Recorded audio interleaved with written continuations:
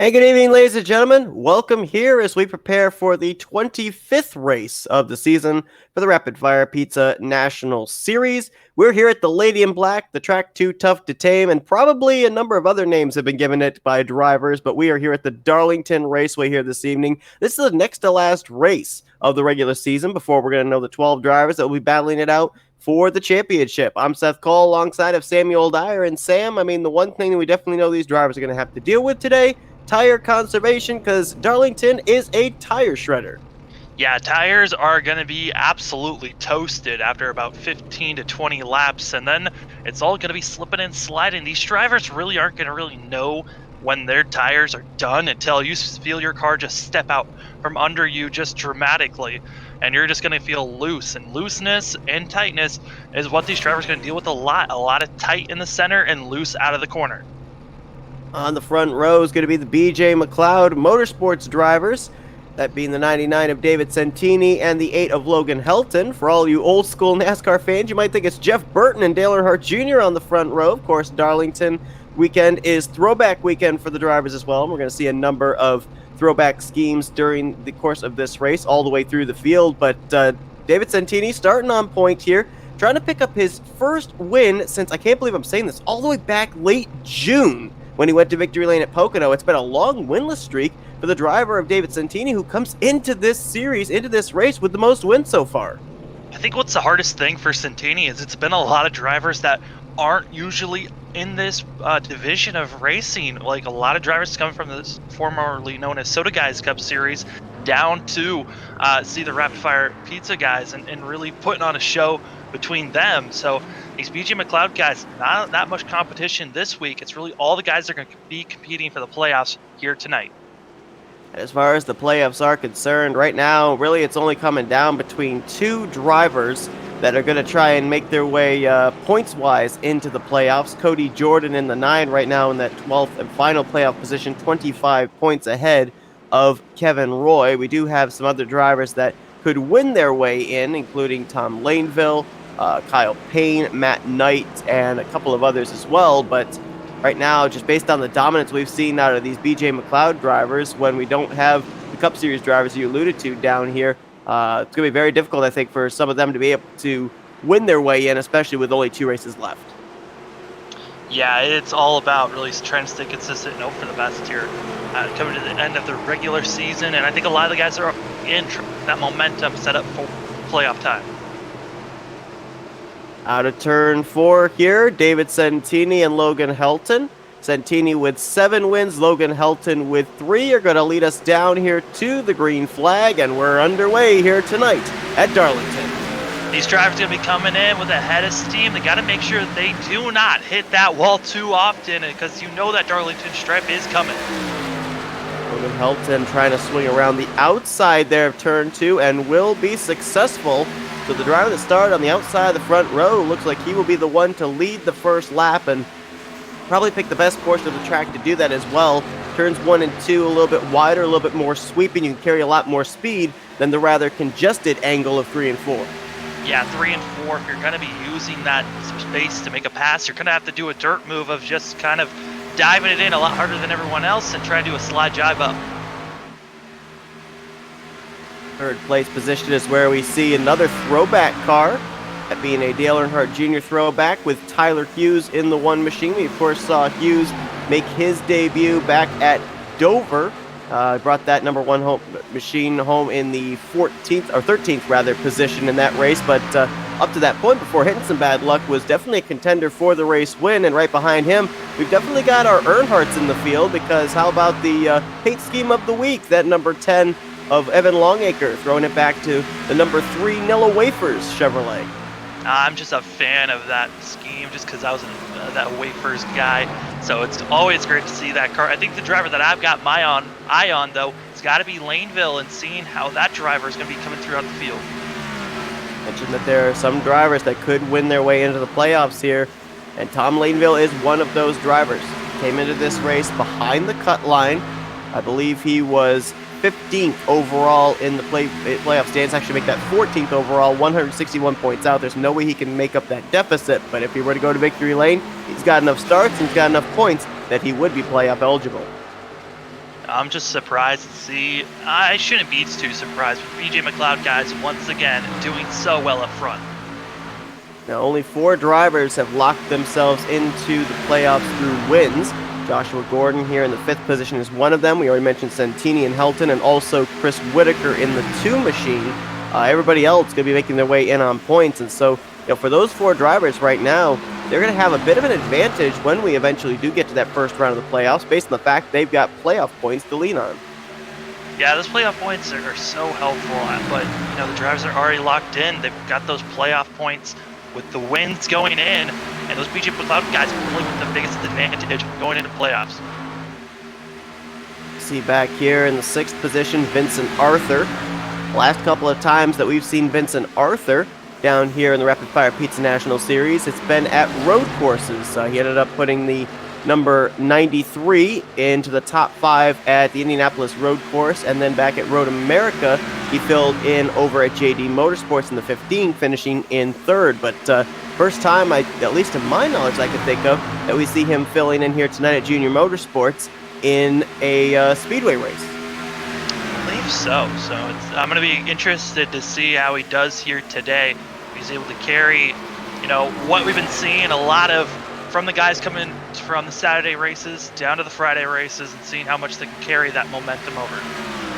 I know obviously Daytona and Darlington have absolutely nothing in common except for maybe starting with the first letter in their name, but Logan Helton, let's not forget that last week at Daytona, the regular season finale for the former Soda Guys Cup Series. Oh, caution's out. We'll get to that point in a moment. Cody Jordan and Meyer looking like they made contact there. Kevin Roy coming to a stop to avoid hitting Meyer's number 38 as both cars, Jordan and Meyer, stopped in the middle of the back straightaway. Brandon Andrews was back in that vicinity as well. Don't know if he got a piece or if he was able to get through. And Cody Jordan, we already just talked about, he is the cutoff line driver, only 25 points ahead of Kevin Roy. Cannot afford bad performances here in these final 2 races. Absolutely cannot at all. Go back and see what happened here between the Junior Motorsports and the RSS Racing Chevrolet Camaros. And just based on what I saw before going back here, it almost looks like the incident happened all the way over in turn 1 and then culminated over onto the back straightaway. It was contact that happened twice between those drivers. Here's turn 1. Meyer drives it in deep, gets into the side of Cody Jordan, then turns it down to the apron almost in front of the 21 car, and then back up the track, and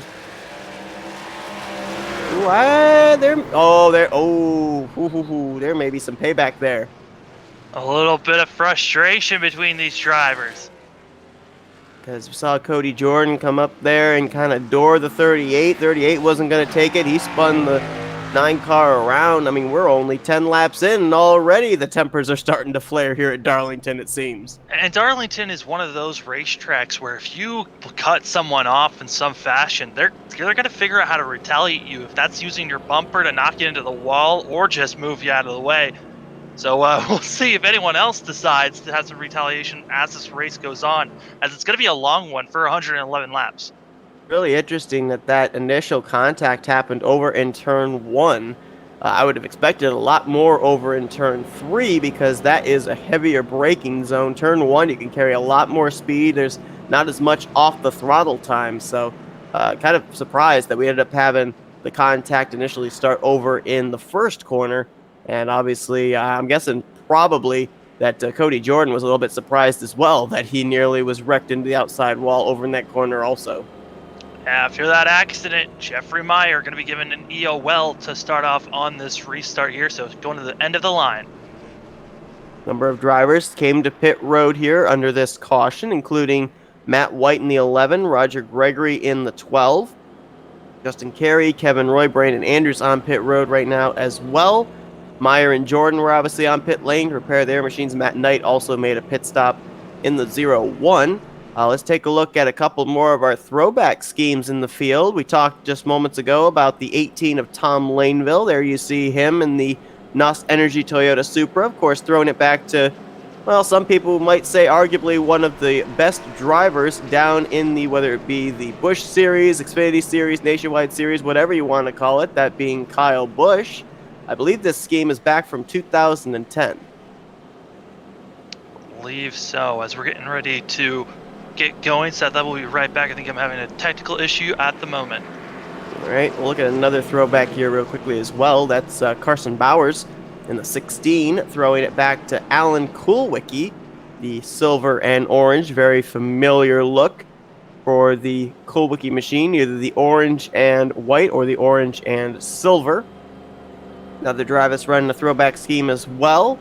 Roger Gregory in the 12, the very familiar red and black Verizon colors that Justin Allgaier drove down in the then Nationwide Series for Penske Racing. And I believe That is it for the throwback schemes, with the exception of the drivers we showed you up here inside of the top four. Logan Helton, his number 8, throwing it back to Dale Earnhardt Jr. from the year 2000.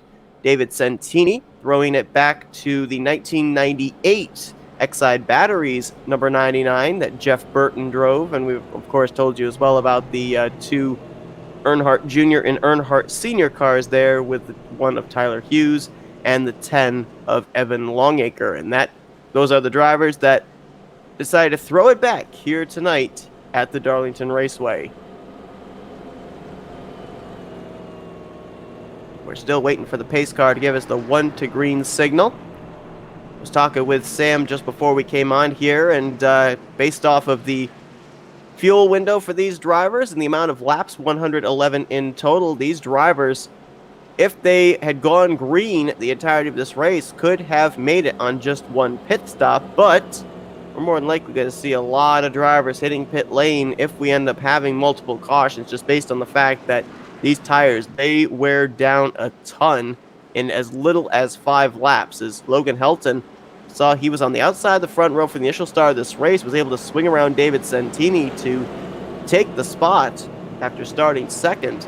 And he's going to choose the outside line again here for this restart. And another interesting thing we'll have to keep an eye on is about 10 laps into this run, we saw Santini starting to put the pressure on Logan Helton for the race lead. So, again, like we've seen almost all season long with these BJ McLeod drivers, Logan Helton is the guy that's really good on the restarts, really good on the short runs, but then David Santini waits about 10-15 laps on the long run to let his car come to him, and then we see him be very competitive and eventually try and take the race lead. But I was going to mention about Logan Helton before the caution came out, riding a wave of momentum, as last week in the formerly Soda Guys Cup Series, he took the win at Daytona International Speedway, besting all of the Cup regulars. And we'll see if he can ride that momentum tonight to his 4th Rapid Fire Pizza National Series win, as the green flag is back in the air. And Logan Helton, a beautiful restart.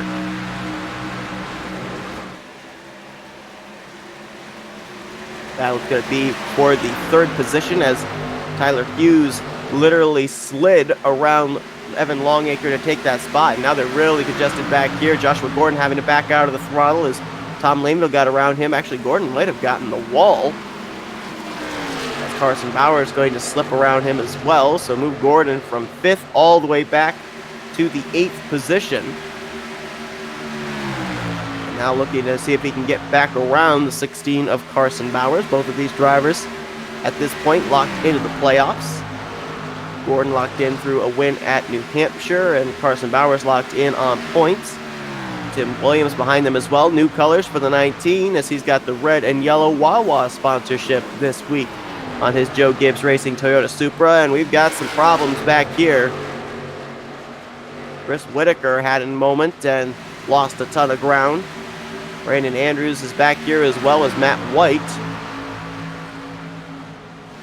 Matt White was on pit road under that caution. Right now mired back in the 16th position, as we've got a car on pit road, the 12 of Roger Gregory. See, he's got some right rear damage on his Verizon Ford Mustang. And this looks like it is an unscheduled pit stop for him as well. Let's see if we can quickly go back and see what happened. Actually, let's stay up here at the front real quickly, though, because David Santini looks like he has thoughts for the race lead. And when we get a moment, we'll go back and see what happened to the 12 of Roger Gregory.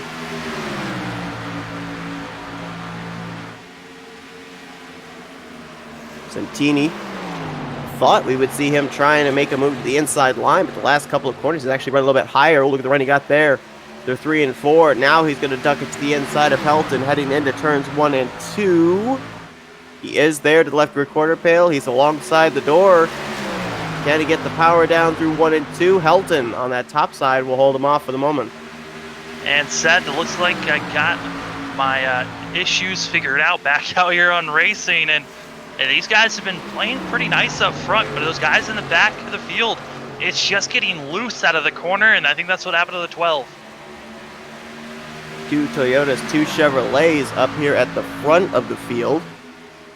Tyler Hughes has only made one start previous to this at Dover. This is only his second start of the season, but if you look at the 10 car back here of Evan Longacre, I mean, talk about a driver who's hungry to try and find victory lane. I'm trying to remember, Sam, just exactly how many races it was. I think it was nearing double digits of top 10 runs that Evan Longacre had. It eventually was snapped, but I mean, without a doubt, he's been one of the most consistent drivers this season and been up in the conversation for quite a number of races as well to possibly go to victory lane. It's just really been those BJ McLeod Toyotas that have stood between him and a chance to be able to pick up a win and some playoff points. Yeah, I mean, he was on, I think it was an 8 or 9 streak of top 5 finishes, and a lot of it was just him staying around 5th, 6th position, and then finally would make a charge at the end of a race and not being caught up in things. And what broke that streak was he was just had some bad luck for about 5 weeks, has been finally getting that luck back under his belt, and now up to 3rd place. That 10 machine is coming. You saw he made the pass before they even got into the corner. I think that's basically what these drivers are going to have to do in order to make passes, is already have the pass completed before going into the corner, because we saw Santini try and make the pass on his teammate Logan Helton into the corner, and it didn't work. Looking back at cars that are dropping back quick. And it looks like that 18 of Tom Laneville is starting to drift back in that 19 machine. Another car that just came into the pits, that's the 4 of Kevin Roy. Cody Jordan was also on pit road a lap ago. And of course, Jordan and Roy, the two drivers that are trying to battle for that 12th and final playoff position, as Junior Motorsports teammates mixing it up here for the 4th position. Vincent Arthur looking low on Tyler Hughes, and they've got the slower machine. That's another teammate of theirs, the 9 of Cody Jordan, who does get out of the way of the leaders here on the back straightaway. Yeah, Roy will try to come back after that last caution, and just looks like the 4 machine running a little bit underpowered and decided to go for repairs instead of just cruising along. Evan Longacre, I think, has got the fastest car on the track right now. Ooh, Logan Helton was in the wall right there, right in front of the leaders, lost a ton of momentum, and here comes Santini for the race lead. As well as Longacre in the 10, going to get under the 8 machine and trying to get under him and keep going, as these drivers are going to be running so hard right here. And we're going to see a lot more of that the longer the run goes on as well. These drivers carrying a lot of speed into the corners, and at some point these tires are going to get just so worn down that they're not going to take to the track the way they did at the early portion of the run, and we may see a lot more drivers up there into the wall. Darlington's the only place that I can think of that has a famed name for getting damage at the track, and that is, of course, the Darlington Stripe. Yeah, the Darlington Stripe is something that all these drivers most likely will be getting at some point during this race. It's inevitable to happen, as right now, it looks like our top 3 single filed up now, with the battle now for 4th place. And Arthur and Tyler Hughes as Cody Jordan, the lap machine, looks on. Right now, Jordan would be in line for the free pass, but he is 2 laps down, as is Jeffrey Meyer, Roger Gregory, Kevin Roy still on pit road, currently 5 laps down to the race leaders. What's helping Jordan to stick with our front, with these front drivers, is the fact that he's on fresher tires, and that just shows the power of fresh tires, even with the damaged machine. Now we see Evan Longacre really working his way up through the field, was back around 5th, and next thing we know, he's up in the 2nd position. I think there's something that maybe Colleague Racing has found here this week, because Matt White, the last time we checked in with him, he was back in 16th. Well, lo and behold, he's now up to the 8th position. I guess he has made his way up here after taking tires on that last pit stop, but I think a lot of that, too, is just based off of the setup and the raw speed that Leaf Filter Chevrolet has, and he is another driver that if he were to go to victory lane here tonight, he has enough starts and enough points and is running high enough in the standings, he would win his way into the playoffs. Yeah, Matt White as well as Tim Williams, both of our biggest movers so far in this race. Tim Williams actually has moved up 9 positions, started back at 16th, now up to 7th place. And we see our 2 BJ McLeod drivers up there in 2nd and 3rd. You're probably wondering, well, where is the 3rd entry out of that camp? Barry Stevens. He's just now trying to get by Carson Bowers for the 9th position. Barry Stevens was on quite a long streak of really good finishes about back in late June to just pretty much the entire month of July. He's another driver where the finishes have kind of seemed to taper off just the least little bit. Yeah, it kind of started out when we started going to a couple of road courses that just brought maybe some mad choo-choo for that 78 machine, because he has just not been the same after the last couple of road courses we've gone to. Tyler Hughes, Joshua Gordon now mixing it up for the 5th position, and that's really backing them up. It's bringing Tim Williams, Matt White into this conversation, as well as the 9 machine of Cody Jordan, who is off the pace. Well, not off the pace, but off the lead lap, I should say. Williams going to complete the pass around Matt White, moving to 7th place, as the 9 may have gotten the wall there off of turn 4 just in front of him. Yeah, that's something to watch out for, and I think that was something we were talking about is, you know, the potential of a lap machine is something that is going to be really difficult for these drivers. The longer this run goes on and the closer they get to lap traffic, the potential of someone hitting that wall and coming down on a car that's on the lead lap. Yeah, and the interesting thing is, too, I mean, we're seeing so many drivers. Some of them like to run the outside line. Some of them like to run the inside line. When you're a lap car, where do you go to make sure you're out of the way? As Tyler Hughes got the wall pretty good there off of 2. Yeah, mainly whenever you're coming up to a lap car, the lap car or the lead lap car, one of them is going to communicate, hey, which side do they want, which side they will prefer. Most of the time, the lap machine will back down and get out of the way on the front or the back stretch. But if you're in a corner, you better hold your line. Just saw there Tim Williams in the 19, his car darting down to the inside of the track off of turn 4, and that was another thing that you touched on pre-race was a lot of these drivers dealing with some wheel spin off of the corner.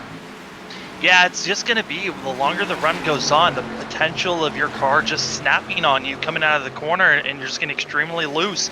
It doesn't matter how well you set up your car. Darlington, this track is just because of the differences of both the 1 and 2 and 3 and 4, it causes it to where you're set up at some point when tires are just so worn down, you're just going to snap loose and almost lose it a couple of times. Right now, your race leader, Evan Longacre, who did get around David Santini, has opened up over a 2-second gap between himself and the 99. Then another 2 seconds when you get back here to this battle for the 3rd position between the Toyota of Logan Helton and the Chevrolet of Vincent Arthur, and Matt White on those fresh tires, about to make it a 3-man fight. Yeah, Matt White is running a little bit faster than our leader, Evan Longacre, but also running pretty similar lap times. They're only just a couple of tenths, sometimes only thousandths to hundredths of seconds off one another. Got a big run there, and I hope he doesn't force the issue 3 wide. Instead, he'll follow in the tire tracks of Vincent Arthur, who does move to 3rd. White will now slot into 4th. I think that shows right there just what those fresh tires can do, of how quickly he was able to get back to the throttle through the center of the corner than Helton was. And now these drivers are going to be putting on a good show as White just continues to be moving forward. We're just seeing the strength of having fresher tires than everyone else. The 11 car setting up for another pass on the 7. Now, Darlington is not a big track. It's not even a mile and a half, I don't believe. I think it's just under a mile and a half in length. So the likelihood, if these drivers decide to maybe do a 2-stop race to try and make sure that they get fresh tires to be able to turn laps, they're running the risk that they would definitely lose a lap. So do you see these drivers going just as far as they possibly can fuel-wise, hope that their tires hang on? I mean, you could think of going for a 1-stop here, but just based off of how much these tires are already dropped off. Our leader's best lap time being placed was a 28.8. At the moment, Evan Longacre is running a 30.9 after being on these tires all race long. Amazingly, it's a 2-second drop-off from here on out, so the drivers that are probably thinking about turning this into just a 2-stopper will think about pitting here in the next 5 to 6 laps. Well, Evan Longacre, coming into this race, has only led 47 laps this season. And if he continues to run the pace he is, he will have bested all of those in just one race, as he's been out in front here now for, I believe, going on 12 laps. And that gap between himself and David Santini is not closing up, which really surprises me, just based on the fact that we saw Santini on the longer run before that first caution. That car all of a sudden seemed to hook up pretty well I thought maybe the longer this run goes on, we would maybe see Santini start to cut into Evan Longacre's gap, but that has not been the case at all. Yeah, and so for some of these drivers, the longer the run goes on, actually their tires will actually start to tighten up, and actually the setup will get faster as a run goes on. And one of my favorite sayings whenever I'm helping out Shane Terrian is whenever he gets his car hooked up and it's going, he says it's running on rails because the thing's just so hooked up, it's just taking off like you're on a roller coaster, and it's not moving or feeling loose at all. I gotta say, these drivers up front, they look like they are set up and really not too loose. If anything, they are looking solid, but Matt White is coming. Well, if somebody's on a roller coaster, I think it's Logan Helton.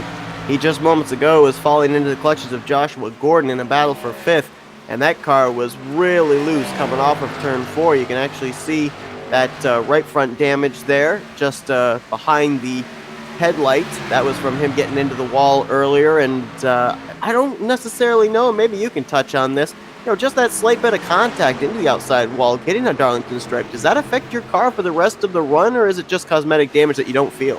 It kind of matters on where you get contact. If you get contact in the back, it can loosen up the car a little bit more. If you get contact in the front, it can actually make it to where your car tightens up. So sometimes getting damage actually can help your machine out through the corners. It just matters where you're hitting it. But Logan Helton is, we're used to seeing that 8 machine loose. It is now skating out of the corners.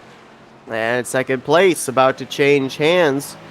I believe, at least to my knowledge, this is the first time all season that college racing is currently 1-2 in the Rapid Fire Pizza National Series. I know that they've been up inside of the top 3 before, but I don't think we've had 2 college racing Chevrolets out in front in the top 2 positions this entire season so far. Which is so surprising because the colleague guys are always running like right on top of each other on every single racetrack we go to. As coming into the pits is actually going to be the 18 machine of Tom Laneville. Tom being some of the first drivers up in our top 15 coming into the pits here on this green flag run, and coming in again is actually going to be the 1. So as I say that, actually the 1 got loose and is continuing to be loose, almost spinning it down our front stretch. Tyler Hughes. Yeah, I saw him just after you said something there, kind of fishtailing the rear end around there on the front straightaway. Close call, as we could have very easily had our second caution of the day. He was thinking about coming into the pits, but just carried way too much speed, missed it, and then trying to get back out on course, it just didn't work out.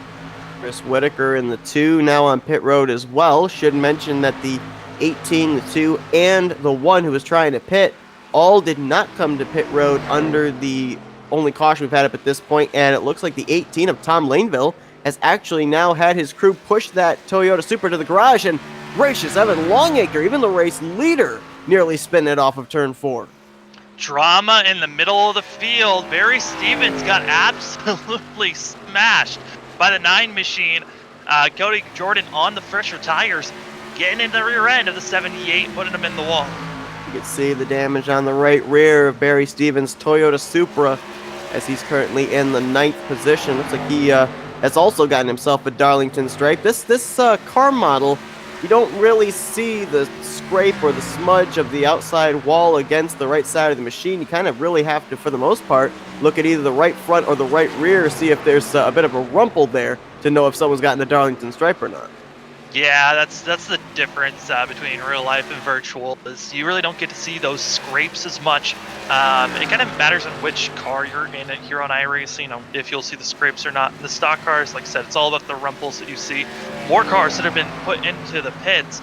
It looks like the 1 finally made it in and back out on track, as well as Chris Whitaker came in, had a long stay. It looked like their Darlington stripe was a pretty big one for that too.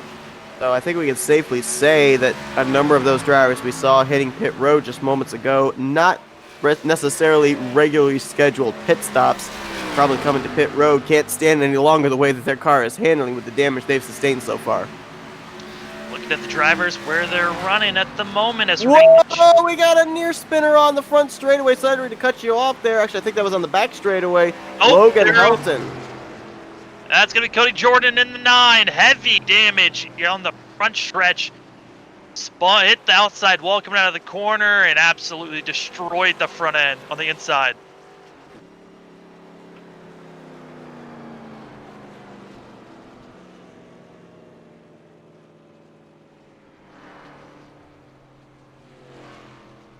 I mean, we are at this point in time nearing halfway, but we've still got more than 45 laps to go. So these drivers are going to have to deal with that all over again. What kind of possible adjustments do they think about making here to try and help that if we get into another long green flag run? Some drivers are possibly going to be thinking about putting more tape or less tape off just because of how hot the track has been for these drivers. It's only 96 degrees, less than 100 degrees on track. It's still pretty hot. You also could think about putting in, I mean, it's so difficult because when you're trying to fix what's going on coming out of 4, you're going to be completely ruining your entry and exit out of 1 and 2. So it's kind of a pick what corner you want to fix and good luck on the other corner. Boy, what a shot there for Cody Jordan, as we saw him kind of riding the wall there through 3 and 4. And a driver's instinct when you're up into the wall is to turn left, try and get it off. And with the loose sensation a lot of these drivers were feeling coming off the corner, then that just spun the rear end of that car around. And unfortunately, Darlington has those pit walls there separating pit road from the racetrack, and that's what Cody Jordan hits, because Darlington actually used to have pit road on both the front and back straightaway here. That's why you have the pit wall on either side of the racetrack. Some drivers that were hoping that, that run would keep on going. We'd have a full green flag pit stop. The one of Tyler Hughes, who's going to be staying 1 lap down. Driver that was the lucky dog, though, is going to be Matt Knight. So that 0-1 machine able to drive around, get back on the lead lap, and luckily was the only car 1 lap down. Just saw right there the battle off pit road for the race lead. Evan Longacre going to get it from David Santini. Vincent Arthur will be 3rd, followed by Joshua Gordon and Logan Helton. Matt Knight in the 11, however, very lengthy pit stop for him, and he was 2nd when that caution came out. And Logan Helton still in the pit, might be in there until over a minute, just because of how many times he clobbered that outside wall. Probably the most damage that we've seen out of some of our top runners is for the 8, but we're kind of not surprised on how much he loves seeing a car being loose. It might be a little bit too loose for the 8 machine on the way to survive here at Darlington. Carson Bowers had a little bit of an extended pit stop as there was quite a bit of right rear damage on his machine. Barry Stevens looked like he didn't stay very long on pit road despite having that rear end damage from Cody Jordan running into the back of him. But it looks like the top 5 will be Longacre, Santini, Arthur, Gordon, and Stevens will now be the 5th placed car, as you alluded to the fact that Logan Helton spending a long time on pit road. But it looks like you were talking about Tyler Hughes and the situation for him. I think that he is in line to be able to take a wave around. So I think he'd be able to get back in the lead lap that way. Yeah, he was 2 laps down. And so due to him taking this wave around as well with the 2 of Whitaker, the Whitaker will be now only 2 laps down as he once was 3 laps down, and Hughes will now only be 1 lap down. Looks like Jeffrey Meyer and Roger Gregory will be 1 lap down apiece as well, as they will be taking the wave around also. We are closing in on halfway through this race. Lap 56 is when we would be halfway through this event, working our 2nd caution of the evening. As Evan Longacre currently paces the field, he'll be the one to get us back green in mere moments. We're going to step aside for a quick commercial break. You won't miss anything. If trouble breaks out, we'll break in, as we're going to go FRN side by side.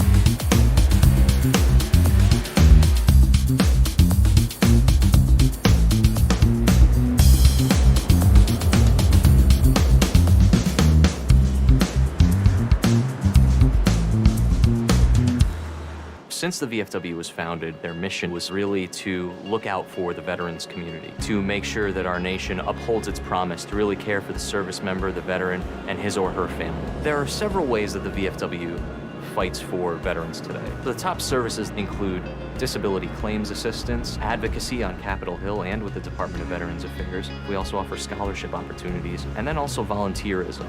For me personally, when I came back from Iraq, my life experience was drastically. Getting ready to go back green here at Darlington. 53 laps in as we get ready to take the green flag with Evan Longacre getting us back underway. David Santini to the inside of row 1, followed by Vincent Arthur, Joshua Gordon, Barry Stevens, and how about Evan Longacre? What a restart. Going to be about 4, maybe 5 car lengths ahead by the time they get to turn 1. Yeah, almost a 4/10 gap right off the bat, and that 10 machine was quick before. We'll see how much he can start pulling away. Vincent Arthur, I think someone I'm expecting to see possibly stay with our top 2 here, but it just matters on how much he's going to be challenged here at the start, as that 10 machine of Longacre did not get a good entry into 3. And David Santini going to try and make him pay as he'll look to the inside, heading down to turn 1, not able to get to the left rear quarter panel.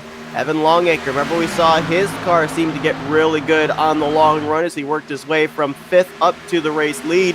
Santini's looked like he's got a good long run car as well, so we may end up seeing this battle for the race lead between these two continue for quite a number of laps. You got ourselves the leaders getting extremely close to one another, but also the battle for 6th place is about to get hot and heavy as you got Barry Stevens, who has had a very damaged car after making contact with Cody Jordan earlier, under fire by Tim Williams. Matt White right there as well in the 11. And behind them, you got Carson Bowers and Logan Helton. Furthest back, the 8 car has been all race long after starting from the outside of the front row and leading a good portion of the first starting laps of this race. And of course, he's back there because of the damage that he sustained from getting up into the wall during the second long green flag run here today, as Matt White's going to complete the 7th position. Tim White got around for 6th, and I think we're starting to see the damage on that 78 really starting to affect him. He did not repair his damage when he came to pit road.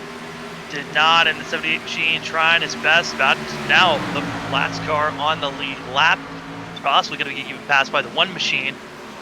Back up front, though, Evan Longacre somehow has been holding off the 99 machine, who has just been on the back bumper of the 10 this whole entire time. We were talking about that battle for 6th. Evan Longacre in that 10 machine, as far as the playoff points are concerned, he is the highest running driver in the playoff standings that has not gone to victory lane. 5th in playoff points, and he wants to get himself 3 valuable playoff points when we have the checkered flag at Richmond to be able to at least ensure he's going to be moving on to the back. And it's huge contact back there with Barry Stevens. I think the one of Tyler Hughes might have been in the middle of that as well. Tyler came in and looked like he wasn't clear. That was something I meant to bring up is, spotters need to be letting the drivers know what's going on. Kevin Roy also heavy damage for the 4. Yeah, I was wondering who the smoke was coming from. We saw that there was a smoke trail when looking at Barry Stevens, and boy, that Flex Seal Chevrolet Camaro all torn up. I think Kevin Roy might be the one driver that is just, ever since we started broadcasting this series, has had the worst luck. It seems like he always gets caught up in somebody else's accident, that 4 machine. Just needing some type of luck to make sure they can get in the playoffs, because he's got a decent machine to run in the top 10, sometimes even the top 5, but he doesn't have the luck to be up there. Well, Kevin Roy, when we first started broadcasting, was actually up in the playoffs, and it just seems like in the last maybe 7-8 weeks, like the last 2 months, things have just gone horribly wrong for him. And there you saw the contact between Tyler Hughes and Barry Stevens, and then the clobbering by Kevin Roy. And I don't know. I mean, this is Darlington. That seemed like that was awfully close to have the ones left front quarter panel, or right front quarter panel, I should say, to the left rear quarter panel of the 78 going into a corner. And Barry Stevens once again caught up in a vehicle using his back bumper just a little bit too much, as Barry Stevens must at this point come in and repair that damage at this point, but he has no back bumper. and it's going to be a long day for that 78 machine. On board with the one there of Tyler Hughes, and there you see the contact yet again. It's hard to tell if maybe a little netcode might not have come into play. No, there was contact there over the radio. Hughes came over and said, "My bad. I thought I was clear. Just misjudged it." And Stevens obviously would be frustrated at that and not excited to be put into the wall. But the one of Tyler Hughes, very apologetic there, and really did not want to ruin his day nor someone else's. Stevens and Hughes both on pit road. Jeffrey Meyer, Roger Gregory, Chris Whitaker all making pit stops. One thing we didn't talk about that we probably should, especially with the fact that we hammered home the fact that Darlington is a tire killer. These drivers only have 4 sets of tires at their availability here for this 111 lap race. Yeah, and the driver I'm concerned about that have used a lot of tires, possibly, I'm hoping they've only come in for damage repairs, is the 24, as well as the 16 and the 8. They've all been, as well as the 11, all been in the pits at least 3 times during this race. And I mean, you're running pretty low on tires, and we just passed the halfway marker a couple laps ago.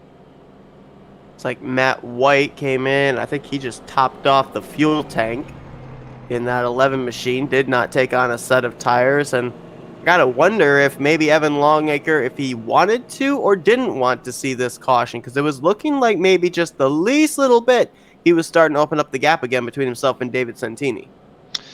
Well, I mean, with more cautions that come out, it allows you to stay out a little bit longer, saving up tires as well as saving for the run. So Evan Longacre probably at this point, as long as all the drivers he's been running around still stay out, he's got to feel at least comfortable in that stage, because the longer a run goes on, the 10 is the fastest out there. Well, I believe Matt Knight, I think you said, was the recipient of the free pass under the last caution. I think he came to pit road and fell a lap down again just after getting the lucky dog. And he actually, because of Tyler Hughes being involved in this caution, he is actually the free pass car again. So Matt Knight will be back on the lead lap.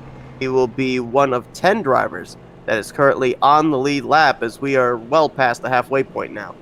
Actually, re-looking at it, I believe we have got Matt White and Matt. I think Matt White was the recipient there. So 10 cars will be on the lead lap when we go back green. Longacre the leader, Santini in second. But I think you pointed him out in that last restart. Vincent Arthur really was fast there on that restart and was making it a 3-car fight for the race lead. We already talked about the fact that the other 2 times we've seen him down here in the Rapid Fire Pizza National Series, he's brought home whatever ride he's filling in inside of the top 5. So that Junior Motorsports number 7 might be someone to watch here, especially now where it's go time. I'm trying to remember, where does the Veterans of Foreign Wars guys run at tomorrow? Do they run at Darlington? I believe that they do. I believe it's their first playoff race, and it's going to be at Darlington. I'll double check on that, but I do believe that's where they're going to be at. I mean, we've seen so many drivers that come from the Saturday series, when they come down and just take a night to, even if it's in the B cars, to get that knowledge of how to save your tires a little bit better, just getting a little bit of track information. It is massive, and usually those drivers finish in the top 10, top 5 most of the time. So I think Vincent Arthur, someone to watch out for tomorrow once playoffs start for those guys. Great point, as Vincent Arthur is going to be in the championship hunt, made his way into the playoffs after the Veterans of Foreign War Cup Series race at Daytona last week. As Evan Longacre up top, David Santini on the bottom for this restart. Going to get us back underway. Lap 63 about to be in the books. 48 laps to go at Darlington. Still a great restart for Evan Longacre, but David Santini did keep it a little bit closer this time around. But Vincent Arthur staying on the back bumper of that 99. It's now a 3-car battle for the lead. Not only was able to get by Joshua Gordon through 1 and 2, but also was able to keep the top 2 in his sights, as Santini, feeling the pressure of that 7, maybe feels it's time to make a move for the race lead on Evan Longacre. Contact in the back, putting Brandon Andrews up into the wall. Was going to be Tim Williams back here battling for 5th place. But what was a 3-car battle might turn into a 4 the harder they run up here. as here comes Joshua Gordon. And they're going to be almost 2 wide, 2 rows deep in front of this battle that we saw there. There's actually a battle for 6th between Logan Helton and Carson Bowers. Helton's going to take that spot easily. And Bowers, I mean, I saw during practice, was struggling a lot off the exit. The 16 machine has gotten a lot better throughout this run and throughout this race. We'll see if Carson Bowers can find himself in the top 5, or if he'll be continuing to drop and just try to survive in the top 10. Matt White made his way around Carson Bowers up to 7th, but how about these top 3? Arthur has been able to get around David Santini. It's now Chevrolet Camaro Bowties 1 and 2, one out of Colleague Racing, the other out of Junior Motorsports. Yeah, I was re-watching that contact between Brandon Andrews, and actually it was Carson Bowers that made contact with the 24 that shoved him into the wall. So just a racing incident between those drivers, both understanding that Darlington is wild. We should also point out that Kevin Roy, after the huge hit that he took at Barry Stevens, he's brought his number 4 into the garage area. Only has one more shot to make it into the playoffs, and that would be next week at Richmond. More than likely as well, with the fact that Cody Jordan is still actually out there.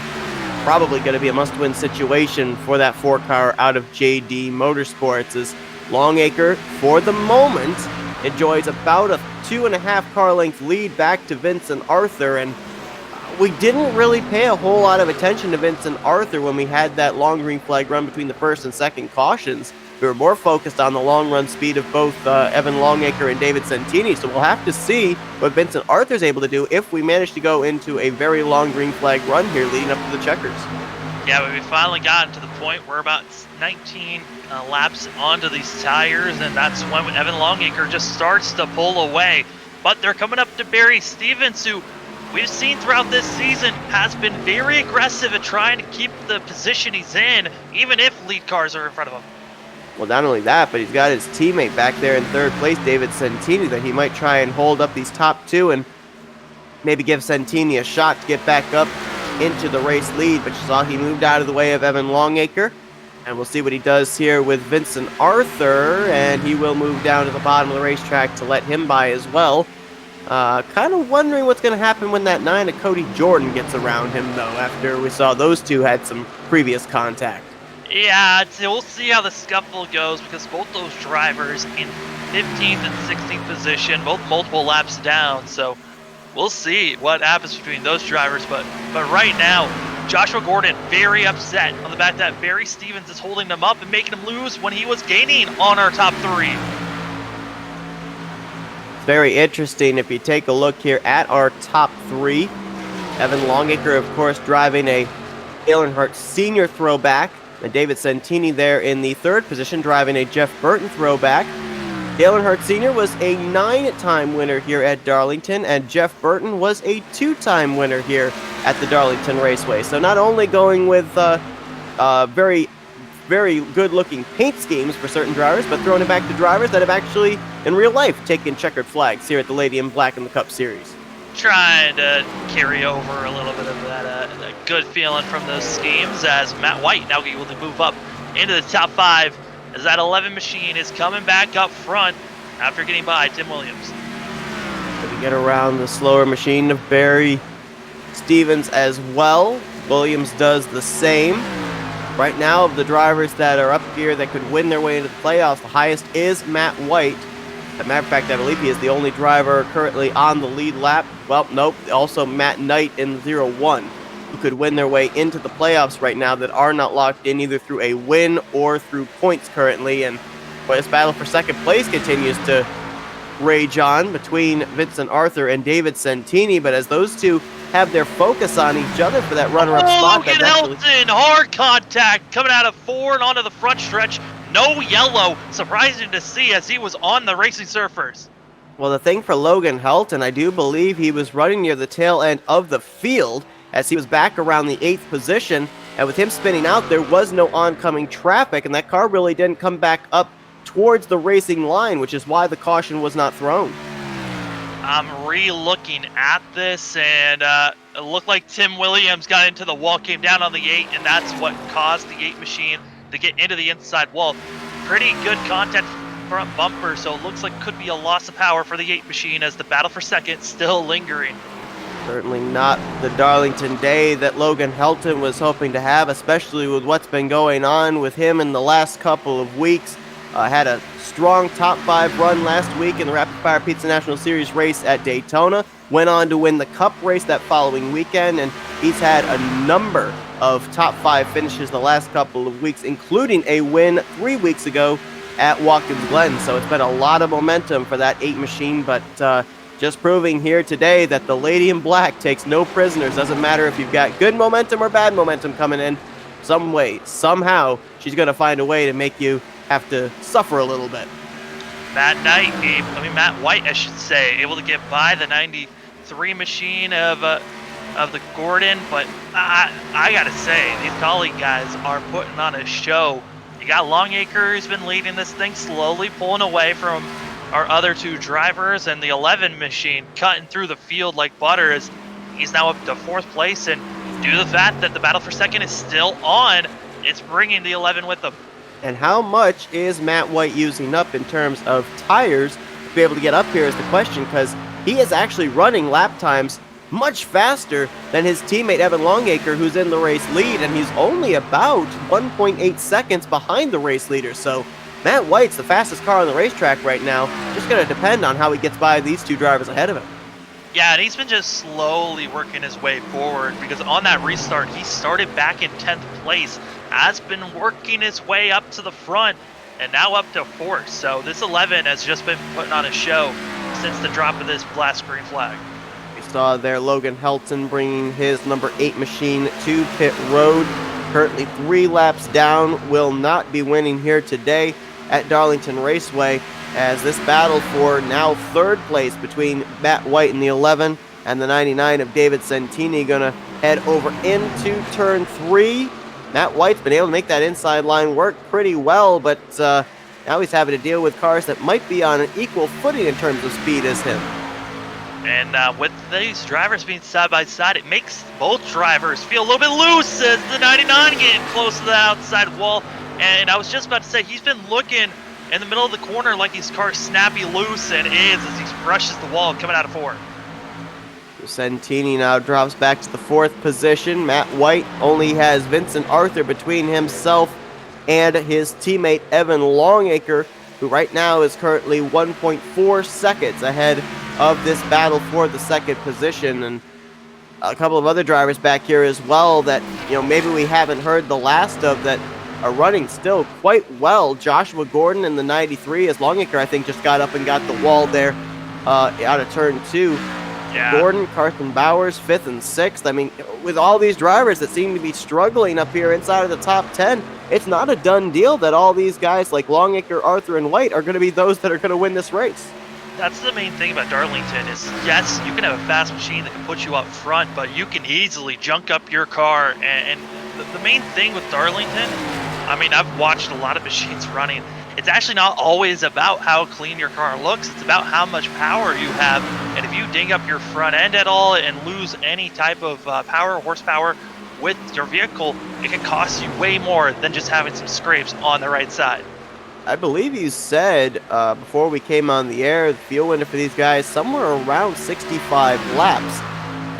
Right now, based off of my calculations, these drivers would be able to make it to the checkered flag on fuel. The question is just what kind of tires they're going to have when we get to about 10 laps to go. Yeah, fuel can go about that far, but tires usually are around 40 to maybe 50 laps. So it's kind of a give and take. Have you saved your tires enough to make it to the end? And I think that's what Longacre's been trying to do here, is save his tires. He's been running around the 130s to 135s all ever since he got the lead and got about a second lead on the rest of the field, as Matt White, though, on the other hand, has just been burning these tires down, trying to catch up to our leader. Last time by a 30.7 for Longacre, 30.5 for Matt White as he made the pass on Vincent Arthur, moving to 2nd place. And look at the ground he gains just on the straightaway alone. Yeah, the main struggle, it looks like, for Longacre is exiting off these corners, because the longer this run goes, the more he's been getting closer and closer to that outside wall, almost hitting it again out of 2. Luckily survived for that time, but we'll see what the 10 car is doing here, because like I said, could be saving those tires to go for the rest of the way, while White, on the other hand, is thinking, I just need to get as big enough of a lead at this point and just keep going.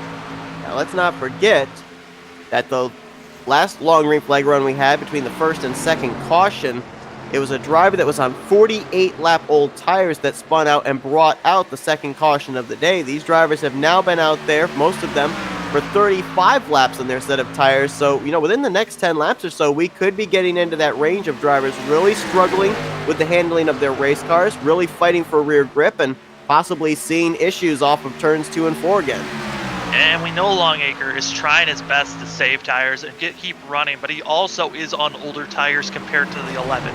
That is something for us to remember, as the 11 has been out there for only 25 laps on these tires. The 10 has been out there for 36. You know why this is important as well? Because for Evan Longacre, he's already locked into the playoffs through points. But if Matt White is able to go to victory lane, then Cody Jordan would actually be eliminated from the playoffs, because Jordan, who's right now in that 12th and final playoff position, would be knocked out. Matt White would move in. So Cody Jordan in that 9 machine right now might be the biggest Evan Longacre fan on the track right now. Yeah, but Evan Longacre might be thinking, hey, let's work with our teammates here and help each other. Ooh, White got a little loose, but also was trying to avoid Longacre there out of the corner. Both of them got loose, I do believe, coming off of that corner, and I think that Matt White not only got loose himself, but actually darted down to the left to avoid getting hit in the side by Longacre, who was also fishtailing. Just want to let everyone know, yes, the clouds are here. That track is getting a little bit more dimmer, and the track has cooled off about 4 degrees since the last time we talked about it. Was at 96, now at 92. Those two that were side by side had a little moment there of Longacre and White. That's actually been allowing, little by little, Vincent Arthur. Longacre! White tripped it up a little bit. Longacre into the wall, and now there's a chance for 3-wide action coming out of the corner. Here's more contact between Arthur and David. Arthur might have been in the wall, came down into the right front of David Santini, as the both of them were trying to take advantage of the lost momentum of Evan Longacre.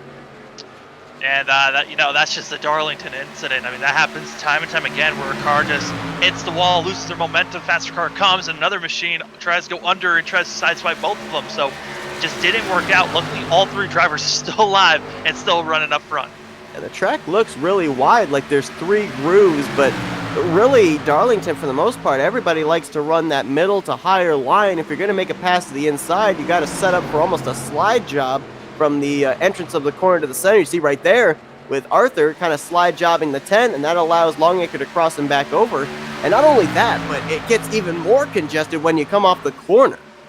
Yeah, and especially when you're doing the slide job coming into turn number 3. It's the tightest corners of all between 1 and 2 and 3 and 4. So if you don't make that slide job work, you're going to have someone cross over you and be able to just blow by down the front stretch. But so far, Vincent Arthur's made it work. But here comes Longacre. He is coming with some momentum, and Santini's going to try to follow. But as these 3 cars challenge, White is pulling away. Yes, he is. Nearly a second and a half now between himself and Vincent Arthur, as now Longacre looking like he's having a little bit of difficulty in the entrance of the corner from avoiding going up the track, up the hill there towards the outside wall. He opened up the door for a brief moment for David Santini to take a look for the 3rd position. But Evan Longacre right now, I think we're starting to see that little bit of damage he got from hitting the outside wall is starting to affect him, and also the fact that he spent most of this green flag run out in clean air.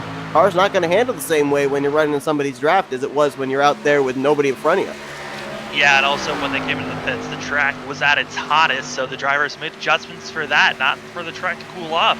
And then also being in dirty air, this 10 machine has got to be feeling not the same that it was before when he was making the moves at the start of this race, cutting his way through the field. Less than 20 laps to go. Matt White has made 4 starts so far this season.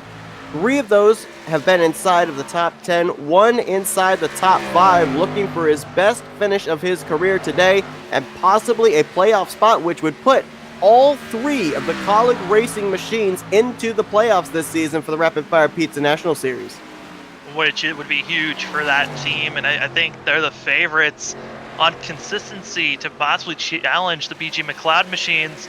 And you're seeing it here today at Darlington. I mean, you've got Longacre as well as Matt White being up front, and at most other ovals, you're used to seeing Carson Bowers up there as well with those guys, but I mean, he's running 6th in the top 10 finish position. So all the colleague guys doing a great job here tonight.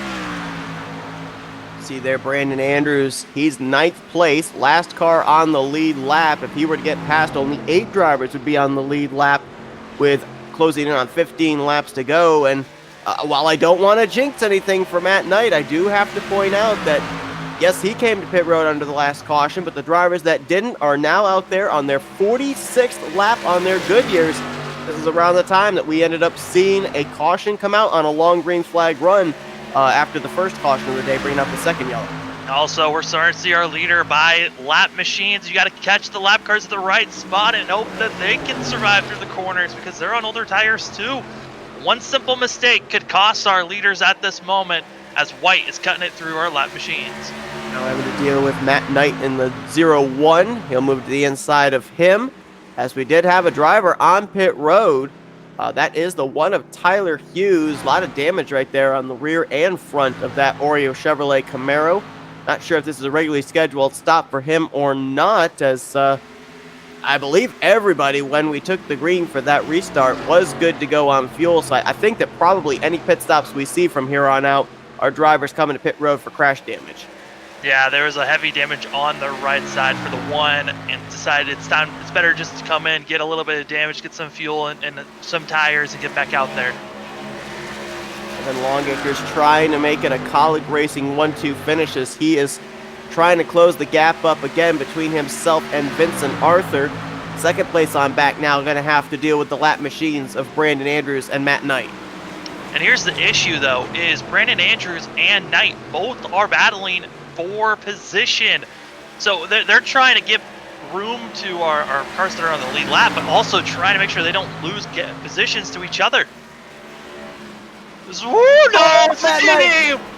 going to be a caution. No, Gordon as well. And Helton. Is the one going to get through? Oh, just barely. Gracious. 5 cars collected into that one. We only had 15 running on the track. Wild. That was 4th and 5th place at the time in Santini and Gordon.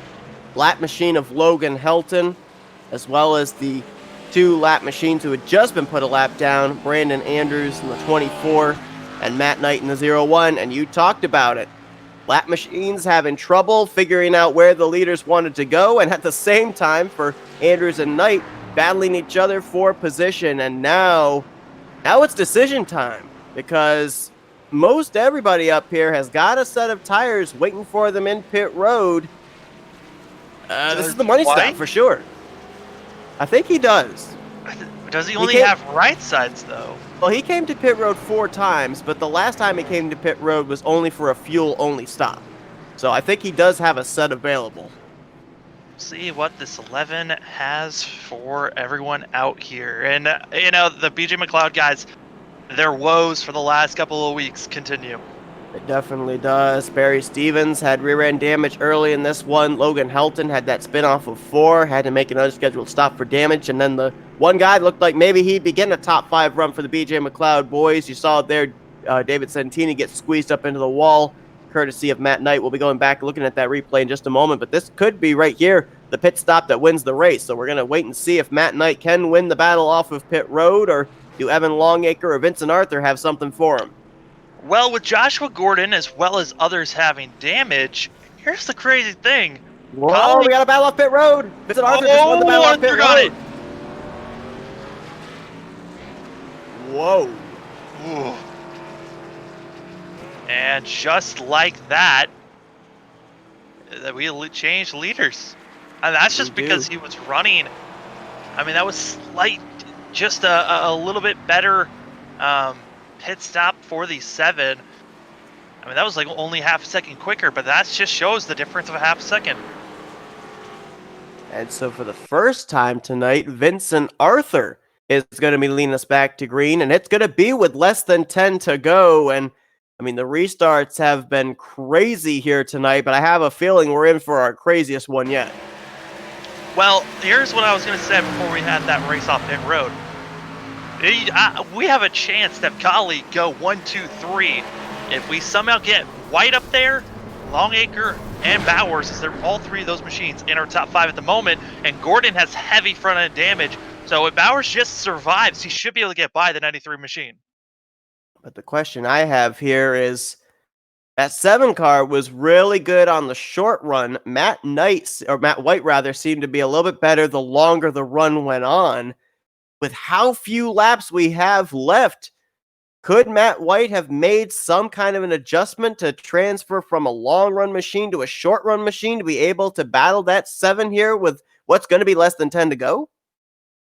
I'd imagine so. I mean, Vincent Arthur, yes, he had a strong run car, but the Kaulig guys were even stronger than the 7, it seemed like. The longer the run went on, it seemed like we started to see that shift where the 7 was faster than the rest. Also surprising to see, I believe the 38 machine might be on the lead lap after that early caution he was involved. Jeffrey Meyer actually was able to get himself to -1, taking a wave around. I think it was back during the second caution of the day. So now as he's back on the lead lap, we'll wait and see if he can make any forward progress. And we saw right there with the replay, something here that happens as well at Darlington. Not only do the tires wear, but it's also a killer on the brakes. And you saw when the 93 saw the wreck ahead of him, he was hard on the brakes, and that car just wouldn't turn. It was starting to slow, but it just was locked up and would go straight. Yeah, I mean, that's just the thing. When you lock up, cars don't turn. I mean, when you're on the brakes, you are not turning anywhere. So it's going to be tough for these drivers. Waiting for the pace car to give us the 1 green signal. I'll be shocked if Vincent Arthur does not take the outside line, because the race leader on every one of these restarts has chosen the outside line. They'll have Matt White to his inside in second. Then it'll be Evan Longacre third. Joshua Gordon, who you can see back there, is looking like he's getting ready to run a 358's modified race or something. Hoodless, he's in the 4th position. Carson Bowers in 5th. Tim Williams in 6th. Now, right now, the last car on the lead lap, you talked about it. The lucky dog driver under this caution, Jeffrey Meyer. So only 7 drivers will be settling it out, at least at this point here, for this race win. Biggest movers of the race so far going to be Tim Williams, started 16th, going to be going to 6th place, 10 positions up for that 19 position for that 19 car. Also, Matt White has been moved up a ton as he started 12th, now up to 2nd. David Santini and Matt Knight still sit on pit road, getting damage repaired to their race cars. I cannot remember the last time when we saw the BJ McLeod drivers, all 3 outside of the top 10. Right now, they are scored 13th, 14th, and 15th as we get ready to go back green with 7 laps to go here tonight at Darlington Raceway. Outside line is scattered of multiple machines. Inside line for 3 rows, it's just Kaulig. We'll see how they can get through this, and can they drive by the rest of this field. We've seen some slide jobs here tonight, but I think we're going to be in for a couple of more as we're going to have a bit of a shootout here to finish this race.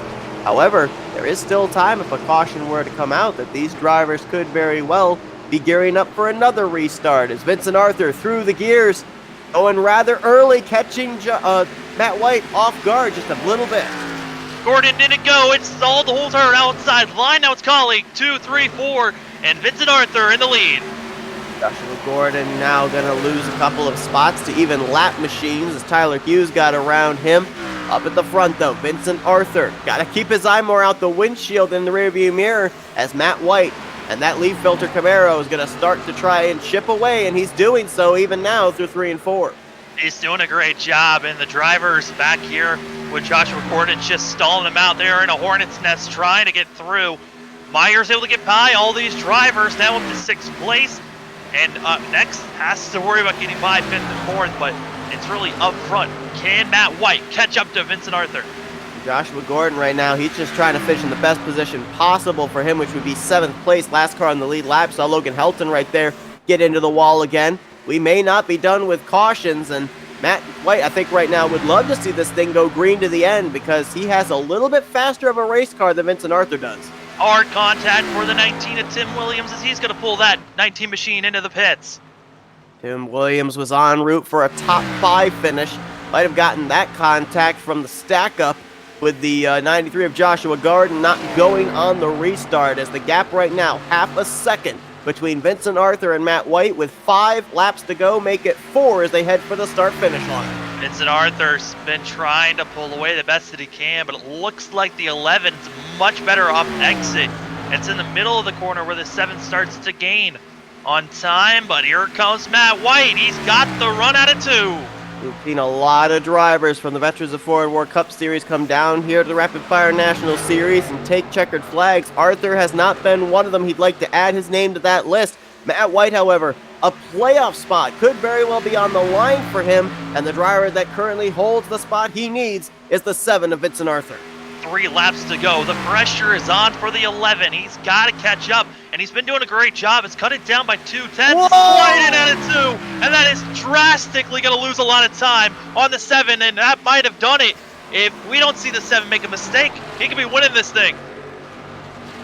Matt White with that slide off the corner, that's going to heat those rear tires up a ton and not give him the grip he needs going into the corner. Even so, he didn't lose a lot of ground to Vincent Arthur. It's still about 0.6 of a second, but he's now only got 2 laps to go.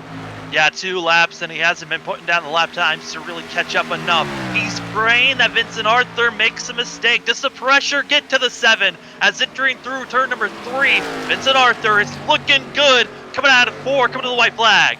Vincent Arthur, last couple of laps, has entered high, then cut down to the inside. It's about maybe 4.5 car lengths. Back to the 11 of Matt White. 1 more lap to go here at Darlington. And Vincent Arthur looking good. White is trying everything he can. He's pressuring it out of 2. Almost sliding again, holding it though. He's just not close enough. It's a half a second. Vincent Arthur just has to cleanly get through 3 and 4. Junior Motorsports is about to get their first win of the season here in the Rapid Fire Pizza National Series. It's going to happen courtesy of Vincent Arthur. His 3rd start, his first win in the National Series happens tonight at Darlington. Spoiler to Matt White is Vincent Arthur in the 7. Gets it done here tonight at Darlington. And we have to go back. The race-winning move, it wasn't on the track. It was on pit road as Vincent Arthur's team was able to make sure he beat Matt White to the start-finish line, and with him controlling the restart, that was what pretty much got Vincent Arthur this race win. Yeah, I mean, this race was a lot of drama, but I think the cleanest cars out there that really didn't make too much drama was the 7 and the 11. They did a great job running all race long, working their way up to the lead and just showing class acts. They might not have qualified the best, but they certainly had that race pace. Elation for Vincent Arthur. Get up his first win of the season overall for either Rapid Fire Pizza National Series or Veterans of Foreign War Cup Series, but you can't help but feel just a little twinge of heartbreak there for Matt White, who was so close to advancing into the playoffs with now only 1 race remaining in the regular season. Yeah, 1 race left, and the pressure is now on. Richmond is not going to be an easy one for these drivers, and excited to see how next week brings us the finale of the regular season for these drivers. Man, it's going to be a hard one. Definitely is. Let's look at the full feature results from this race. And they didn't finish 1, 2, 3, but how about those Colleague Racing drivers? 2, 3, 4 here this evening. No doubt about it, whatever setup they brought to Darlington, it was a setup that all 3 of them were able to work with, and obviously based on the results, it might have been the best setup team-wise here tonight. Yeah, just looking at the best lap times put down by all the drivers out here, Vincent Arthur and Matt White were the quickest ones all race long. They really got it done. And, Colleague as a whole team, they did pretty much put down the fastest laps as a team. It was just a great showing on their parts. About the rest of these drivers here inside of the top 10. Talk about maybe surviving Darlington. Jeffrey Meyer got the free pass under the last caution, was able to bring it home with a top 5 run. Joshua Gordon, the whole front end of that car was completely sawed off, but he was able to salvage a 6th place run. Did manage to finish on the lead lap as well. Roger Gregory, I don't think we really talked about that 12 car most of this race. He did finish a lap down, but in 7th, Brandon Andrews there in 8th. Chris Whitaker and Tim Williams will finish in 9th and 10th. Whitaker was another driver we didn't talk about much, and of course, Williams had to make that late race pit stop. Yeah, both Gregory and Whitaker both had early issues, just like Meyer, and able to really come back and fight their way all throughout the race. Might have been a couple of laps down, but have worked their way up into the top 10. And then some of these names down here, it's just so surprising to see them there. Barry Stevens finishing 13th behind his teammate Logan Helton. And also David Santini finishing in the 15th position was not a good night for the drivers out of BJ McLeod Motorsports. And also very likely that the playoff hopes of Kevin Roy may have ended here tonight as he finished 17th. Cody Jordan, however, finishing 16th. His playoff hopes remain alive with the fact the 11 of Matt White did not go to victory lane. Yeah, it's one of those heart. Really, I think Cody Jordan really about to have a heart attack at the end of this shootout. Just waiting to see if we're going to see Vincent Arthur win or Matt White, and probably elated to see that Vincent Arthur got the win here today. Well, Richmond will be next for these drivers to determine who are going to be the playoff contenders. One driver we do know will be a playoff contender, bringing home third place here tonight and top of the board in terms of drivers that have not won this season points-wise is Evan Longacre. And let's get a word with him and find out what Darlington was like for the drivers here tonight. Hey, Evan, it's Sam and Seth up here in the Flatout Racing Network studios. You got us? Yeah, you got me. We definitely do. Saw you have that number 10 machine out in front for a good portion of this race. First off, congratulations on getting the paint scheme of the week. It was great to be able to see that Dale Earnhardt Sr. throwback out there. But describe the racetrack, because we saw a lot of drivers work their way to the front, a lot of drivers fall to the back. You were one of the drivers that moved forward, especially on the long run. Oh yeah. We myself, Matt White, and Jeffrey Meyer, all worked on the set this week, and we made some really good improvements over other weeks with some of the stuff we were trying in our setups, and we built a set that was pretty good on the long run. I knew the track temp was gonna come down, so the track was gonna tighten up a little bit, but with this track being shaped like an egg, it's 3 and 4 are a lot tighter, and basically, you just got to battle the push, and that's what we tried to do, and I think it worked out really well. We were able to pull a pretty significant gap over everybody else on that long run there before the caution came out around lap 55. So I was really really happy with the long run speed that the car had. You know, when we saw you battling with your teammate Matt White there for the race lead, we saw you get up and into the wall. We saw you then kind of hang back there around third or fourth position. Did the damage you sustained from getting to the outside wall, was that what affected you, or was it just the loss of momentum and being back there in dirty air that kind of stifled you being able to get back up to the front? Well, the car, it didn't drive any different after that. I think what happened there, we had a caution, and Matt had about 6 or 7 lap fresher tires than me. I think that was the case on the first long run that we had too. He came in at that first yellow on like lap 11. And 6 laps here, I mean, it makes a difference. It's a couple tenths a lap for sure. I know he had to fight through traffic, but by the time he got up there and got up to me, I was just trying to let him go into one. I wasn't going to race him super hard. I mean, he was super nice to me when he was behind me. It's way faster than I was with the tires he had under it. And I just entered a little higher than what I did, and the car didn't like that groove, and I touched the wall, and I mean, the car didn't drive any different at all after that. It just, kind of the tire situation didn't help. Yeah, I mean, Evan, speaking of tire situation, how is it at turn knowing that you want to use tires because how many cautions were coming out, but you have to really strategize to see how many tires you can have left at the end of this race? Well, we had a decent amount of tires. I think, including the set that we started with, we had 5, so we could change 4 sets. It's just Darlington. I mean, we had a good car. It's just notorious for being super difficult to pass on. It's not a wide track at all. It's a super narrow racetrack. Um, there's a lot of good guys that race in the league, so I wasn't really nervous about like getting wrecked if I went back in traffic. It's just there's no guarantee that you're going to get back up there. So it's actually kind of a funny play. Like it's track position or tires because we had I thought we had plenty of tires for what's one of the shorter races of the season. 111 laps really aren't that many around here when you think about it.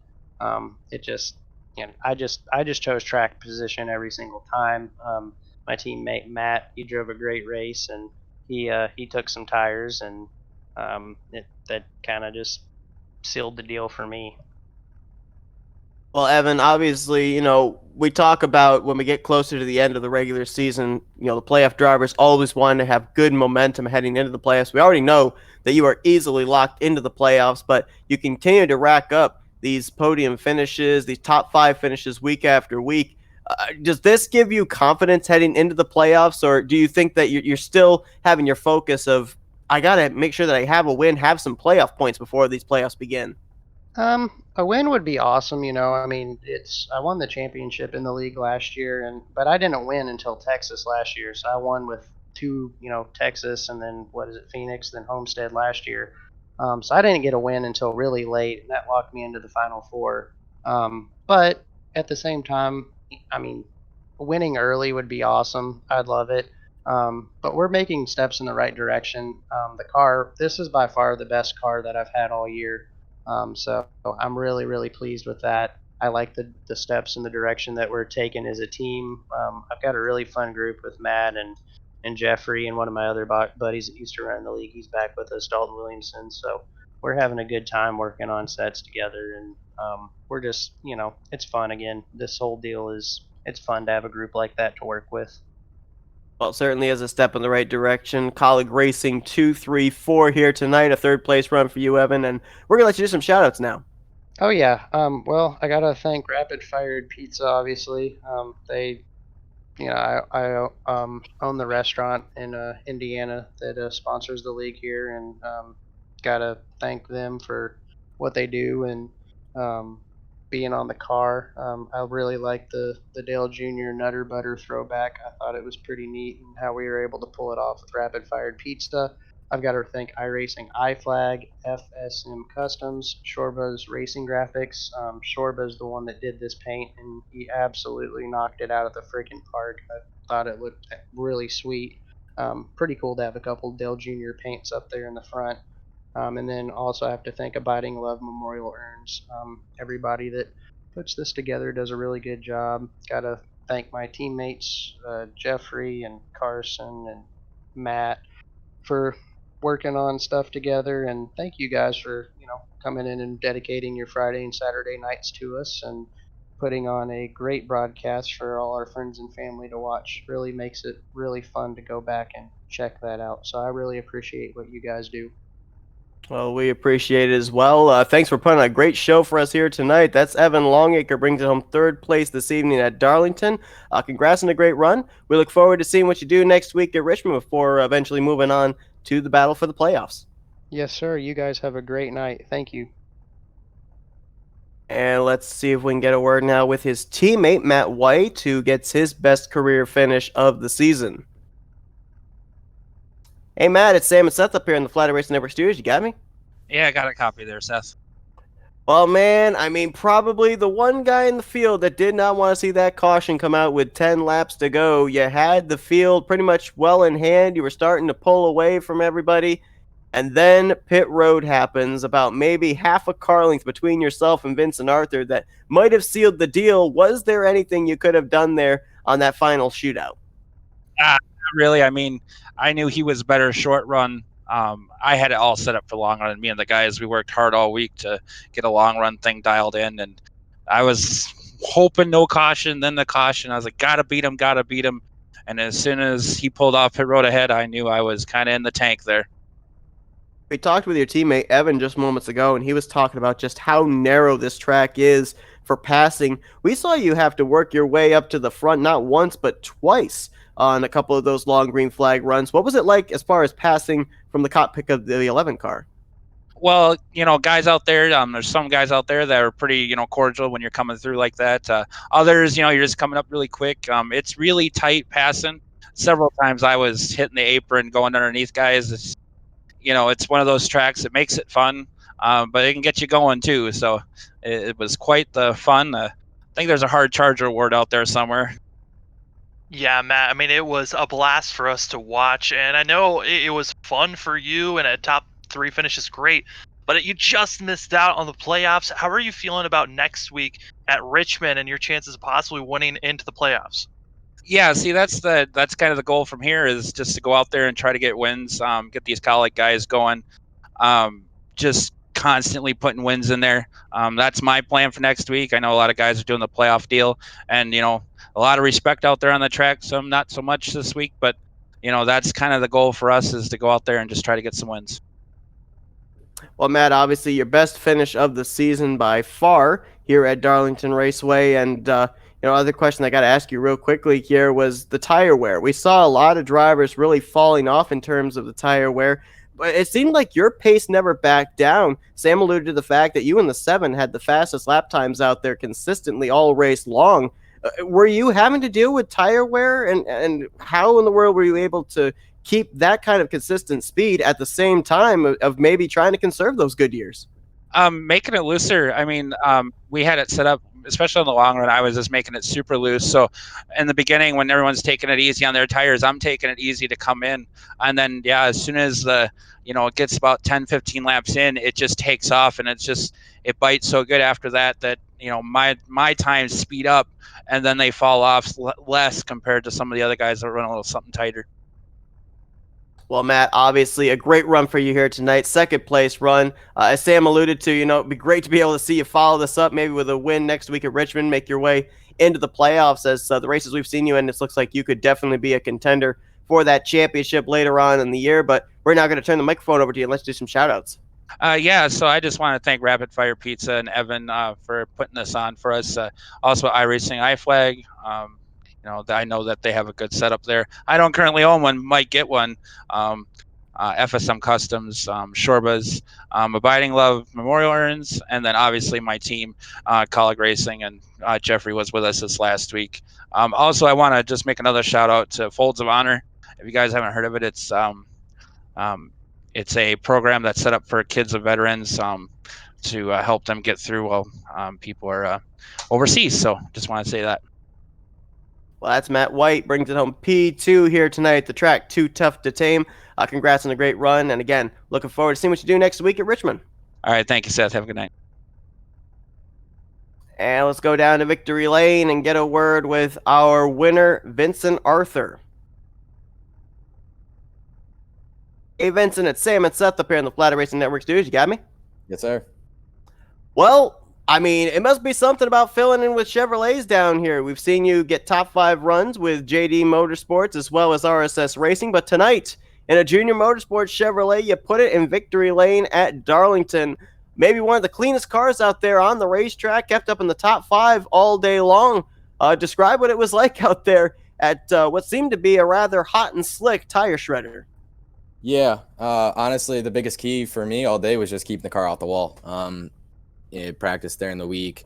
Felt like turn 3, me driving the cup cars, you can kind of just throw it in there and it'll stick. But these things, you actually got to back up the corner, to be able to keep it off the wall. So that was probably the biggest thing for me, is just running conservative enough where I didn't get into the wall, but also running aggressive enough that I was able to make up positions. And, luckily, I had a great car underneath me. And I was able to, have some long run speed to be able to, get past the 10 on that second to last run. I know he had some damage, but I felt like we were catching the 11 a little bit before we hit some of that traffic that caused the yellow. But, got to thank that virtual pit crew and, for getting me the lead off. And I feel like that was a real, turning point of the race for us. And I would have been content finishing second, but once that yellow came out, I knew I was going to go for the win. And, I'm so glad to be able to do it. This week's, the past 2 days have been pretty emotional. My great grandma passed away yesterday. So to be able to, come out here and get the victory, it's something else. It's really, really special. Obviously with those 2 longer green flag runs, we ended up getting to see who had their car set up for the short run, who had their car set up for the long run. It was pretty easy to see that your car was really good at the initial drop of the green for restarts and then kind of held its own there on the longer green flag runs. Did you need to have that caution come out there with 10 laps to go to be able to get up there and battle with the 11, or do you think you would have had something for them if we had gone green to the checker? I think I needed the yellow just because track position is so key. And, the colleague guys all day, the 10 and the 11, they were so fast long run. And I knew I was faster than I'm short run because I kept catching the 10 on that I think it was like the second to last restart. I kept catching him. I just couldn't do anything because it's so hard to pass, especially earlier in the run. And I kept getting the run out of 2. You can't pass in 3 and 4 on the bottom without losing more positions than you were going to gain. So, the car fired off great. We had really good short run speed, and that last run was a little concerning for me personally because it fired off a lot tighter than usual. And it was really tight. And then probably the last 10 laps before the yellow, it got wicked loose. So I'm not quite sure how the balance changed that much. I think some shade threw over the track or something like that. But it got very, very loose there at the end. So, when we went down the pit stops, I knew it was going to be a little short or a little tight short run. So, slight air pressure adjustment made by John Jones, best crew chief in the game. He really set me out there, and then got to thank the pit crew again. Had a little bit faster stop than the 11, got me the lead off pit road, and I knew I was going to run some qualifying laps and to be able to set the fastest lap of the race as well during that little stint. I mean, it's just awesome. I'm so glad to finally have won a race. Yeah, Vincent. I mean, usually when we see the guys from the Veterans of Foreign Wars Cup guys come down, they usually come down, get a little bit of information, and carry that forward to tomorrow. How are you feeling about tomorrow's race with the Cup machines? Like you said, they're different machines, but you can still take something over. Yeah, they're a lot easier to drive. You're not out of the throttle nearly as much, but you can still take, characteristics of, how the car is going to react. And really, the biggest thing for me personally is going to see how this track is going to change. Conditions are very similar from today to tomorrow. So to see the way the rubber is going to build, the way almost there's 2 distinct lines in turn 1 and 2 that came in. There's one that's lower, and then there's one against the wall. So I think I was able to find that medium ground where I still had a little bit of grip. I wasn't sliding on top of the rubber, but just to see how the track's going to change. Once the rubber builds on top of the rubber and everything like that, the car just starts to slide. So that's probably the biggest thing for me. But pretty much in the Cup cars, driving style is very much the same. It's just more aggressive. You're just on throttle more. So I feel like we got a good piece for tomorrow, and the confidence has definitely gone up since this win. And I get to go out and try to sweep the weekend for the first time. So I expect to be up front, running, contending, and hopefully we'll be able to pull out the victory then too. Well, drivers always say they want to win at the crown jewel racetracks, Darlington, Daytona, Charlotte, and Indianapolis. You take a checkered flag here tonight at the Lady in Black, and obviously a great win for you here this evening. You kept yourself up there in the front all day, kept your car clean, which was a main point as well. A lot of drivers seem to struggle with that as the track Too Tough to Tame proved to live up to its name here tonight. Vincent, we're going to let you do some shout-outs now. Thanks, guys. I got to thank Rapid Fire Pizza, iRacing iFlag, SFM Customs, Joba Racing Graphics, Abiding Love Memorial Urns, Full Tilt Brewing Company, and then I just got to thank God. Past 2 days has been really rough. I feel like he was with me all day today. Just getting through this race, and coming out of turn 4 is pretty emotional. So just to be able to do that for my family. They watch all these races and everything like that. So to finally come home with the victory, I couldn't be more proud, and I couldn't be more thankful. Well, Vincent Arthur going to pick up the victory here tonight in the Junior Motorsports Chevrolet. We'll see if he can complete the Darlington sweep tomorrow in his Hendrick Motorsports Chevrolet. We wish you luck tomorrow evening in that Hendrick Motorsports machine in the Veterans of Foreign War Cup Series. But for tonight here, congrats on a great run, a great win here, Vincent. Go and enjoy it. Thank you. Appreciate you guys. And no doubt about it, Sam, I mean, based off of what we saw here tonight, I'm really looking forward to that Cup Series race because we kind of saw a little bit of everything here tonight. The typicals that we expect with Darlington, the long green flag runs, the comers and goers at that point, but also the really crazy restarts where everybody's trying to get every bit of track position they possibly can. Yeah, it's going to be a blast to watch. And like Vincent said, it's going to be a lot of cars really sticking a lot better, but still that potential of their car just getting wicked loose will always be looming after about 15 laps. Well, tomorrow night it's going to be a little bit longer for these drivers. 111 laps tonight. Tomorrow night, 184 laps. And they will have 7 sets of tires at their disposal for that one. That will be the first race of the playoffs for the Veterans of Foreign War Cup Series, and that'll be taking place tomorrow night. Green flag to fly at 8:30 p.m. Eastern Standard Time. But Sam, I appreciate you joining me here tonight for this one at Darlington, and looking forward to some more Darlington racing tomorrow night. It's always a pleasure there, Seth. Hope everybody enjoyed our coverage here this evening. We'll see you guys tomorrow night as we take to the Lady in Black one more time here. You've been watching another broadcast this evening, courtesy of the Flatout Racing Network.